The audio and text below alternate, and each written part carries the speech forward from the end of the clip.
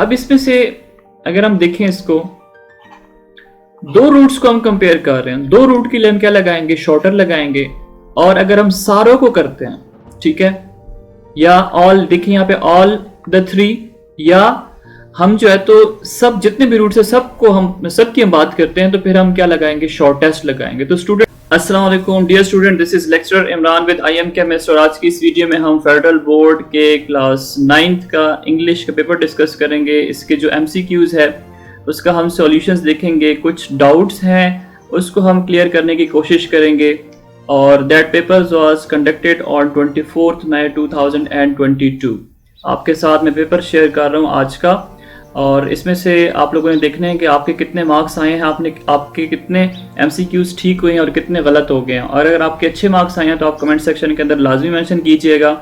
अगर आपके मार्क्स अच्छे नहीं आए तो भी आप लोगों ने परेशान नहीं होना, आपके पास आगे पेपर्स हैं, आप उनकी अच्छे से तैयारी कर लें। So let's start our video. The first MCQ is the train had already left, which tense is used in the sentence. कहता है कि ट्रेन जो है वो ऑलरेडी चली गई है, ठीक है। अब इसका बताया हुआ कि टेंस कौन सा है, ठीक है। अब हम डिफरेंट टाइप के टेंसेस पढ़ते हैं ना, तो आपके पास 4 ऑप्शंस गिवन है, आपसे पूछा गया कि कौन सा टेंस है। देखें, अगर हमारे पास हैड यूज हुआ है और उसके साथ थर्ड फॉर्म यूज होता है, ठीक है, अगर हैड है उसके साथ थर्ड फॉर्म यूज होता है तो वो हमारे पास क्या होता है, दैट इज पास्ट परफेक्ट। सो हमारे पास यहाँ पे ऑप्शन नंबर बी क्या है, दिस इज करेक्ट। जो सेंटेंस है इसके अंदर पास्ट परफेक्ट टेंस यूज हुआ है। नेक्स्ट MCQ हमारे पास है, Napoleon's army was finally defeated at Waterloo. अब इसमें आपसे पूछ रहे हैं कि जो आर्मी है ये क्या चीज है, मतलब ये अंडरलाइन किया हुआ है, इसका ये है कौन सा, नाउन कौन सा। एक्चुअली आपसे नाउन का पूछ रहा है, क्या ये कॉमन नाउन है, क्या एब्स्ट्रैक्ट नाउन है, कलेक्टिव नाउन है, या फिर प्रॉपर नाउन है। तो अब नाउन जो है इनकी डिफरेंट टाइप्स हैं, 4 टाइप्स आपको यहाँ पे गिवन है।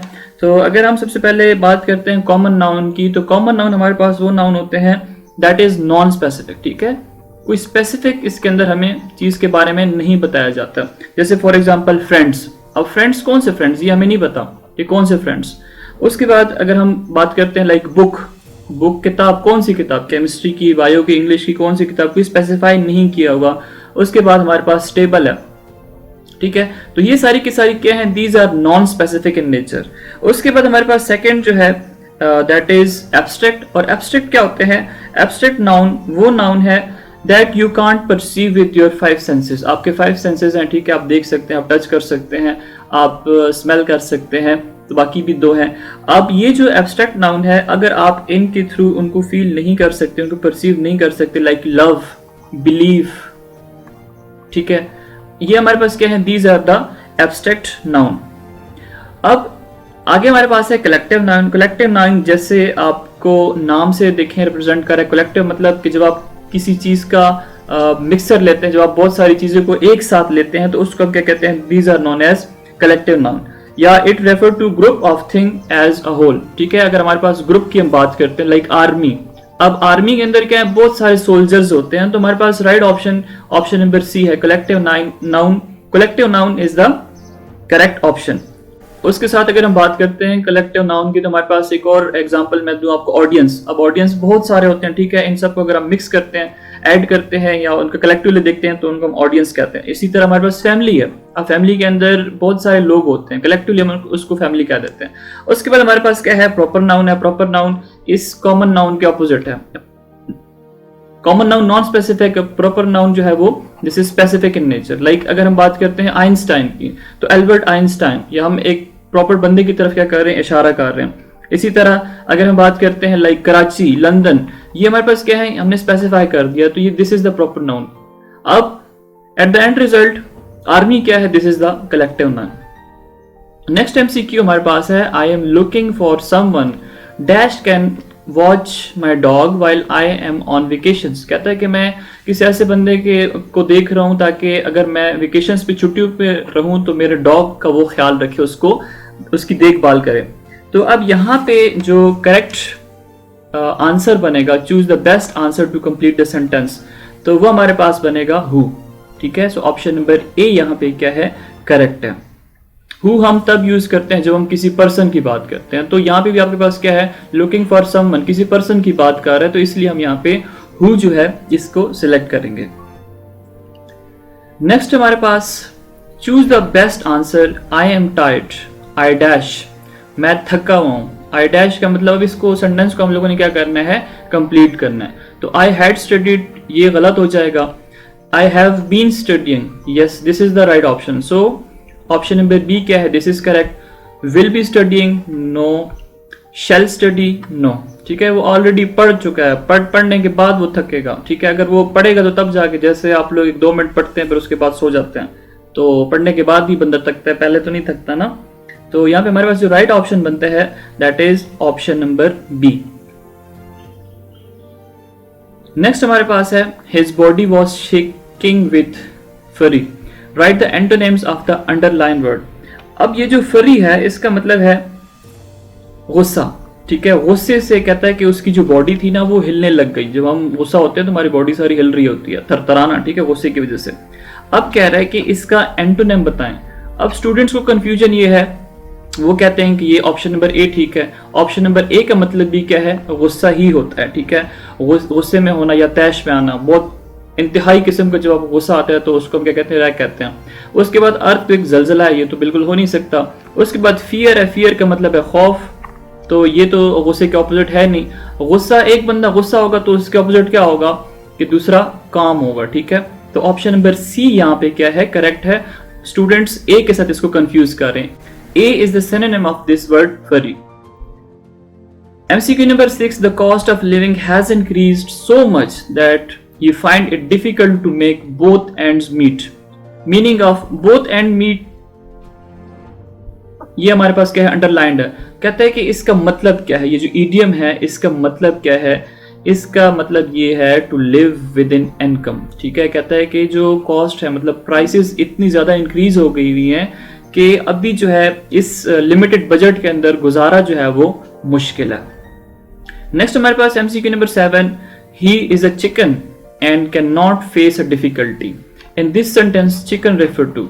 अब इसमें से आपसे ये पूछ रहा है कि ये जो चिकन है इसका मतलब क्या है। चिकन का मतलब हरगिज मुर्गा नहीं है, ये मुर्गी नहीं है। ठीक है, आप लोगों ने ये नहीं लिखना। अब चिकन का मतलब ये होता है, उस बंदे को कहते हैं जो कि बुज़दिल होता है, coward. So option number B यहाँ पे क्या है, this one is the correct one. अगर आपको कोई कहता है कि यू आर अ चिकन, तो चिकन का मतलब ये है कि you are afraid to do something, मतलब आप खौफजदा, आप कोई चीज कर नहीं सकते। सो यहाँ पे कोवर्डली मतलब बुज़दिली is the right option. Innocent का मतलब क्या होता है, इनोसेंट का मतलब होता है मासूम। नेक्स्ट हमारे पास MCQ number 8, which one of the following modal verb in given sentences show the function of likelihood. ठीक है, तो ये हम लोगों ने इसमें से बताना है। इसमें हम डिफरेंट टाइप पढ़ते हैं। लाइक एबिलिटी है हमारे पास, लाइकलीहुड है, कमांड है। तो इसमें से जो राइट ऑप्शन बनता है that is option number D, my baby brother should be asleep by now. अब इसमें क्या है कि इसमें एग्जैक्ट चीज का नहीं पता। ठीक है, हमें एग्जैक्ट चीज का नहीं पता, तो ये हमारे पास क्या है, दिस इज द प्रोबेबिलिटी, या इसको हम लाइकलीहुड भी कहते हैं। अब यहां पे ऑप्शन नंबर सी के अंदर यू मस्ट क्या है, ये हमारे पास शो कर रहा है कमांड को। ठीक है, और उसके बाद अगर हम देखते हैं माई सिस्टर कैन का मतलब ये हमारे पास क्या रिप्रेजेंट कर रहा है, it represent ability. Next MCQ number 9, he is good dash mathematics. So he is good at mathematics. Option number B यहाँ पे क्या है, करेक्ट है। एट जो है this is the proper preposition. MCQ number 10, we shall meet dash the airport. तो airport की बात कर रहा है, सो इसमें जो राइट ऑप्शन बनता है complete proposition that is at. So option number A यहाँ पे क्या है, this one is the correct. Next हमारे पास है please take the dash of the two roots. अब यहाँ पे 2 रूट्स की बात कर रहे हैं, इसमें स्टूडेंट्स खुद को कंफ्यूज कर रहे हैं। तो इसमें जो राइट ऑप्शन बनता है that is option number A, please take the shorter of the two roots. अब स्टूडेंट्स इसको समझने के लिए हम लोग 3 सेंटेंसेस लिख लेते हैं। सेंटेंस नंबर 1 में लिखता हूं, take the shorter of the two roots. ठीक है, सेंटेंस नंबर 2 में लिखता हूं, take the shortest roots of all.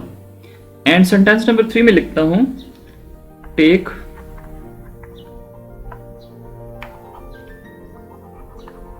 The shortest roots of all the 3। अब इसमें से अगर हम देखें इसको, दो रूट्स को हम कंपेयर कर रहे हैं, दो रूट की लेंथ क्या लगाएंगे, शॉर्टर लगाएंगे। और अगर हम सारों को करते हैं, ठीक है, या ऑल, देखिए यहाँ पे ऑल द 3, या हम जो है तो सब जितने भी रूट्स है सबको हम सबकी हम बात करते हैं, तो फिर हम क्या लगाएंगे, शॉर्टेस्ट लगाएंगे। तो स्टूडेंट शॉर्टर और शॉर्टेस्ट में जो है कंफ्यूज कर रहे हैं खुद को। सो यहाँ पे अगर आप देखें तो टू रूट्स की बात कर रहे हैं, ऑल रूट्स की बात नहीं कर रहा। तो टू रूट्स के लिए हम क्या लगाते हैं, शॉर्टर को लगाते हैं। सो ऑप्शन नंबर ए यहाँ पे क्या है, this one is the correct option. Next MCQ हमारे पास है, her purse was dash by me. अब यहाँ पे वॉज है तो वॉज के साथ हम क्या लगाएंगे, सेकंड फॉर्म लगाएंगे। सो ऑप्शन नंबर डी यहाँ पे क्या होगा, correct. His purse was found by me. कुछ स्टूडेंट इसको फाउंड डिड लगाते हैं, सो ये गलत होता है। नेक्स्ट, अ रोलिंग स्टोन गैदर नो मोस, the underline part is what. अब यहां पे हमारे पास क्या है, स्टोन है, ठीक है, उसके आगे रोलिंग लिखा हुआ है, ठीक है, आईएनजी फॉर्म लग गया हुआ। तो या तो ये प्रेजेंट पार्टिसिपल है या फिर ये क्या है, पास्ट है। तो अगर हम इसमें से देखते हैं क्लोजली, अगर हम इसको देखें, so this is the present participle. So option number ए क्या है, this one is correct. Next हमारे पास क्या है, hockey is the national game of Pakistan, it is what. अब हमारे पास चार डिफरेंट टाइप के सेंटेंसेस होते हैं, एक कंपाउंड है, एक सिंपल है, एक कॉम्प्लेक्स है, एक कॉम्प्लेक्स कंपाउंड सेंटेंस होता है। सो अगर हम इस सेंटेंस की बात करते हैं, hockey is the national game of Pakistan, ये एक सिंपल सेंटेंस है। सो ऑप्शन नंबर सी यहाँ पे क्या होगा, दिस वन इज करेक्ट। अभी अगर मैं आपको थोड़ा सा सिंपल सेंटेंस के बारे में बताऊं, तो सिंपल सेंटेंस में क्या होता है, सब्जेक्ट होता है, उसके साथ वर्ब होता है, और उसके साथ हम क्या लगाते हैं कि कॉम्प्लीमेंट होता है। लाइक हमारे पास है she smile. So this one is the simple sentence. अगर हम बात करते हैं कंपाउंड सेंटेंसेस, कंपाउंड का मतलब मिक्सचर, ठीक है, two or more simple sentences joined by coordinator and punctuation. Like she smiled and she laughed। अब ये एक सेंटेंस है, ये दूसरा सेंटेंस है, इसको ज्वाइन किसने किया हुआ है, एंड ने। So this one is an example of compound sentence. और अगर हम बात करते हैं complex sentence, so complex sentence में क्या होता है कि independent idea and dependent idea is in one sentence. Like she smiles when she is happy। तो ये देखें, she smiles, she is happy। अब ये हमारे पास क्या है, इसमें से this one is independent और this one is dependent clause। Next हमारे पास लास्ट जो एमसीक्यू आज के पेपर में था, that is each hand has 5 fingers। अब इसमें 5 अंडरलाइन था कि 5 क्या होता है। 5 को अगर हम देखें तो ये नंबर है, ठीक है। सो यहाँ पे हमारे पास जो राइट ऑप्शन बनता है, that is option number D. So student, ये तो था हमारे पास आज का इंग्लिश का पेपर। अगर मैंने कोई चीज गलत बताई हो तो प्लीज उसको कमेंट सेक्शन के अंदर लाजमी मेंशन करें, तो हम उसको जो है तो क्लैरिफाई करवा लेंगे। थैंक्स फॉर वॉचिंग, और अपने फ्रेंड्स के साथ पेपर को लाजमी शेयर करें। Stay connected with I am chemist.